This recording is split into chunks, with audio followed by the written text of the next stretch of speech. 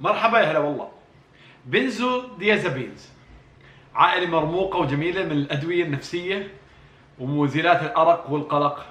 راح نتكلم عنها اليوم بالتفصيل على حلقتين، فخليكم معنا.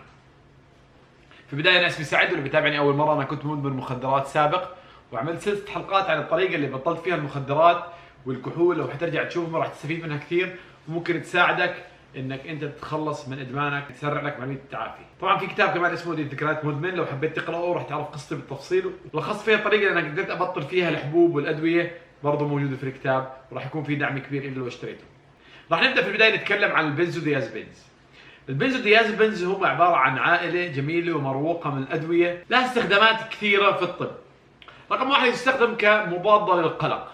هاي حد عنده انكزيتي وقلق كبير، في ناس بيكون عندهم كمان اتاكس، بانيك اتاكس او انكزيتي اتاكس، والفوبيات برضه بنعرف فيها، فممكن يعطوهم هذا الدواء واحد طبعا من عائلته، لانه هي العائله كبيره وممتده. رح نيجي على ذكر انواعها والاشياء المعروفه منها كمان شوي. تنعطى رقم اثنين كمان للناس اللي بيعرفوش يناموا كويس وعندهم ارق، عندهم انزومنيا، بتساعدهم انهم يرتاحوا ويناموا.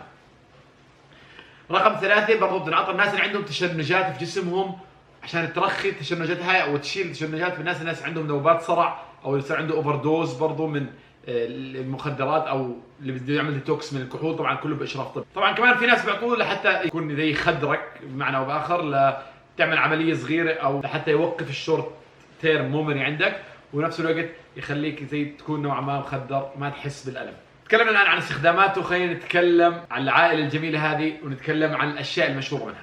طبعا حنتكلم في البدايه عن اسمها التجاري، وبعدين حنيجي للاسماء العلميه. عندنا في شيء منتشر اللي هو الزانكس، اسمه العلمي البروزولام. رقم اثنين الليكسوتان، واسمه العلمي بروبازابام. رقم ثلاثة الاتيفان اللي هو اللورازيبام. رقم أربعة الفاليوم ديازيبام. ورقم خمسة الريفوتريل. طبعا كلياتنا بنعرف حدا اذا ما كناش احنا نتعاطى او ناخذ كدواء واحد منهم. الريفوتريل في ناس كثير مدمنين عليه اخر فتره، لدرجه انه بيسوي لهم مشاكل وتشنجات ونوبات ومش قادرين يتركوه.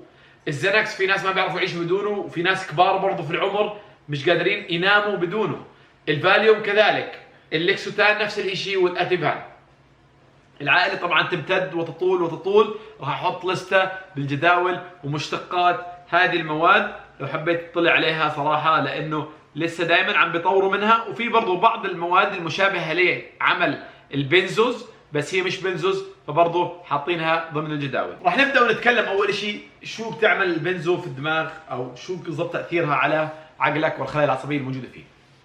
طبعا بتاثر البنزوز على نقاط العصبيه جابا، وبتسرع او بتحفز تزيد من عملها. طبعا هي عملها انهبيتورز، يعني بتبطئ او بتخفف شعورك بالامبلس تبع الخليه العصبيه، فيعني بالعربي بتروق اعصابك اللي موجوده في الدماغ وبترخيها، فبالتالي بقل عندك القلق والانكزايتي وممكن تنام بسهوله. الجدير هون بالذكر انه البنزوز لما يتحد مع الجابا، هذا مع مستقبلات الجابا، ويعمل لك عمليه الكامنس اللي يريحك، بيصير في تاثير ثاني انه جسمك ببطل يفرز بعض المواد او بعض النواقل العصبيه المهمه، او بقلل من افرازهم، زي السيروتونين والدوبامين والنور ابنفرين، واللي هم مهمين جدا لعمليه الريجوليشن تبع المود تبعك، برضه يعني الاشياء كثير في الجسم.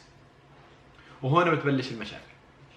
بس قبل ما نحكي عن المشاكل، قبل ما نحكي عن السايد افكتس، وقبل ما نحكي عن الوذرولز، حبيت احكي عن شويه حقائق لازم تسمعها وتعرفها عن هذا الدواء.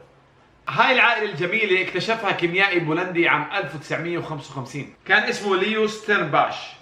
الله يسهل عليه، طبعا ما قصر، هو عمل له استخدام طبي، ولكن الناس اساءت استخدامه. كان هو في بولندا في الثلاثينات بيجري بعض الاختبارات، وصارت عنده الحروب اللي صارت في بولندا وقت ايام الازمه تبعت بولندا، وبالتالي هو قام بالهجره لامريكا. ولما طلع لامريكا اشتغل في معمل او في يعني مختبر ادويه، المختبر اسمه هوفان لاروتشي، وكان بيعمل تجارب على بده يكتشف بعض المهدئات، وقدر يوصل لماده، اول ماده كانت وصل لها هو الكلوراديازوكسايد. طبعا في البدايه ما كان عارف انه هذا الدواء يعني له هذا التاثير، ولكن بعد بعض التحاليل في العام 1960 قاموا بانتاجه كاول مره تحت اسم ليبريوم. وبعديها بعد 3 سنين طور من هذا الدواء وانتجوا الفاليوم، اللي اخذ يعني بعديها بعشرات السنين ظلوا محافظ على اكثر واحسن دواء مبيعات حول العالم. ما بدنا نحكي انه الموضوع بزنس، بس انتم عارفين شركات الادويه بشكل عام ما راح تعمل هاي الاشياء وراح تساهم اكثر في انه انت بدك تساعد البشريه اكيد، بس برضه تطلع دائما على الجانب المادي. عشان هيك في دكاتره وبروفيسورات كثير حاولوا يعملوا ابحاث وحاولوا يحذروا الناس من خطوره هذا الدواء بالذات. وبحكي لك واحده من الفاكس اللي حاب احكيهم انه الودرولز من البنزوهات اصعب من الودرولز تبع الهيروين والكريستال ميث. فعليا هو اصعب شيء، ممكن الضرر اللي موجود فيه يمتد معك لسنين طويله، ممكن برضه ما يروح على حد كلامهم هم. طبعا عندي قناعات مختلفه عن هذا الموضوع، ولكن برضه هو اطول مده، لانه ممكن تروح الاعراض وترجع لك، تروح وترجع لك. هل تعلم انه حوالي ال 20% عشان نكون دقيق 17.2% من سكان امريكا بياخذوا بشكل دوري او بشكل يومي البنزوز؟ هل تعلم انه من 50 ل 100% يعني من مستخدمين البنزوز حسب الدوله مدمنين على البنزوز مش قادرين يتركوه، كل ما يتركوه بصير عندهم مشاكل؟ هل تعلم انه البنزو بكل عائلاتها وبكل اصنافها استخدامها للادويه او وصفه الدكتور للدواء هذا لازم يكون بين اسبوعين ل4 اسابيع، وهذا عن هيئات ومنظمات صحه عالميه موجوده في بريطانيا وفي امريكا. بعد ما اعطيك هذه الحقائق انا بعرف انك ممكن صدمت بكميه المغالطات اللي بتصير عندنا وكميه برضو الاستهتار اللي بصير مش من قبل الدكاتره بس، يعني الدكاتره حرام بيحاولوا يعملوا شغلهم، بس بنفس الوقت ما في وعي حتى من قبل الدكاتره بخطوره هذا الدواء، لانه شركات الادويه بتحاول تحفز المبيعات كثير وما بتحاول تبين الشيء السيء منها. عشان هيك في دكاتره الله يعطيهم العافيه وبروفيسورات عم بيحاولوا يعملوا حملات قويه ينشروا هذا الدواء. وفي برضه دوكيومنتري بدي احط لكم اياه في الرابط عن شاب او رجل فعليا عانى من هذا الادمان، لحد الان صار له 8 سنين نظيف ولسه عنده ودرولز ولسه عنده اعراض في جسمه وكهرباء في مخه ووجع في الظهر ما بيعرف يمشي منيح بسبب البنزوز والفاليوم اللي اخذه لفتره بسيطه كمان. عشان هيك انا دائما بحكي بهذا الموضوع. ممكن ناس تفهمني غلط تفكرني بتفلسف على العلم وتفلسف على الدكاتره، بالعكس العلم والدكاتره والادويه لهم كثير دور في شفاء ومعالجه كثير ناس وامراض وحالات مستعصيه وبدها هاي الادويه. بس الناس فعليا والله اكثر من 95% بجزء من الناس اللي بتاخذ هاي الادويه النفسيه فعليا هي عشان تعالج الاكتئاب والدبرشن تبعها والانكزايتي، وهي مش عارفه انه راح تعمل لها ديبرشن وانكزايتي اكثر واكثر، وراح تعلق معاها كمان هاي الحالات، ممكن يصير عندها اشياء مزمنه بسبب تعاطي هذه الادويه بشكل مغلوط. لاحظنا هون انه كيف من اسبوعين ل4 اسابيع، هذا الكلام مش كلامي، انه الناس بتاخذ الزنكس او الفاليوم. عمرك شفت واحد صراحه او انت اخذته وحالك على هذه المعلومه؟ او هل انت عمرك شفت واحد بياخذ هذا الدواء لاسبوعين ل4 اسابيع؟ يعني يا ريت اكون في شويه توعيه اكثر عن الموضوع، وانا احاول قدر الامكان هذا الكتاب برضو اللي عملته الدكتوره اني اترجمه للعربي، اللي راح اتكلم فيه في الحلقه القادمه عن كيف ممكن انت تخلص من ادمان البنزوهات باسرع واحسن واسهل طريقه او اقل صعوبه، لانه ما في شيء سهل في ترك هاي الادويه. خلينا نتكلم عن السايد افكت ببساطه وبعض الودروز، وبعديها ان شاء الله بالحلقه الجايه راح نقصص حلقه كامله عن الودروز وكيف ممكن تخلص وتقلل من الودروز وفعاليتها خطوه بخطوه، وراح نرفق برضه جداول كيف الواحد برضه ينظم ويعمل خطه مناسبه، لانه دائما انا بحكي انك تعمل خطه مناسبه هو اسهل طريقه لترك الادمان. انا بس حاب احكي معلومه اخيره قبل ما ندخل في السايد افكتس، انه في ناس كثير مدمنين مخدرات ما بياخذوا هذا الدواء عن طريق وصفه، وما بياخذوا هذا الدواء برضه عشان يتعالج من شيء، ولكن بمكسومه مع ادويه ثانيه. مثلا انا شخصيا كنت اخذ الزنكس وكنت اخذ مرات الفاليوم بسبب اني بدي افصل، بكون ماخذ اكسسي او ماخذ مثلا كوكايين او امفيتامين وبدي افصل بعد الحفله فباخذ الزنكس وبنام. ومريت فتره برضه بالترامادول صار يعمل لي تشنجات فصرت اخذ الزنكس معاه على انه يضلهم يعملوا بالانس مع بعض.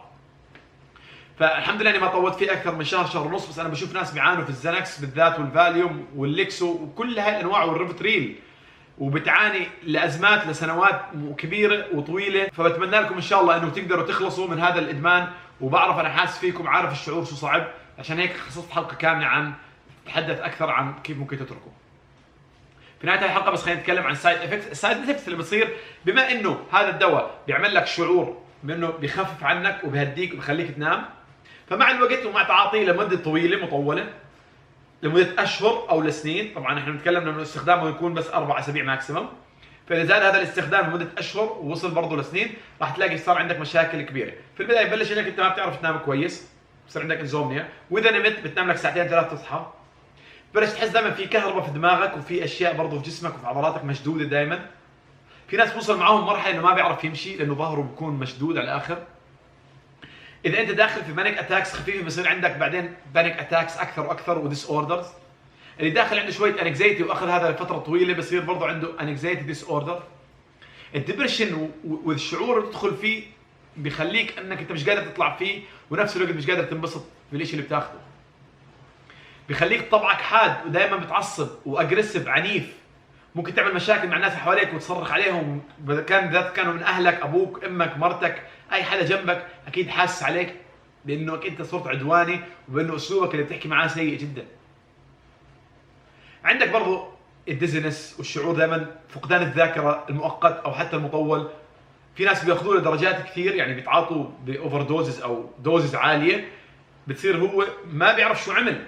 عادي ممكن يروح يسوق سياره ويعمل مشكله ويعمل حادث ويتقاتل ويصحى الصبح في السجن او في مكان ويلاقي شو اللي عملته انا، شو اللي سويته. انا حاولت الخص بعض الاشياء، طبعا لسه في كمان اعراض جسديه بتصير على البني ادم، راح احكي عنها اكثر في الفيديو اللي بعده، وراح افصل اكثر عن الانسحابات وكيف الواحد يتعامل معها. بتمنى اذا واحد بتحبه مدمن او انت مدمن انه ان شاء الله تخلصوا من الادمان هذا وتتعافوا. شكرا على متابعتك لإلي، لا تنسى تعمل سبسكرايب في القناه، ادخل دعمني على الباتريون او اشتري كتابي ذكريات مدمن، راح تعرف قصتي اكثر، راح تدعمني برضه في مشواري.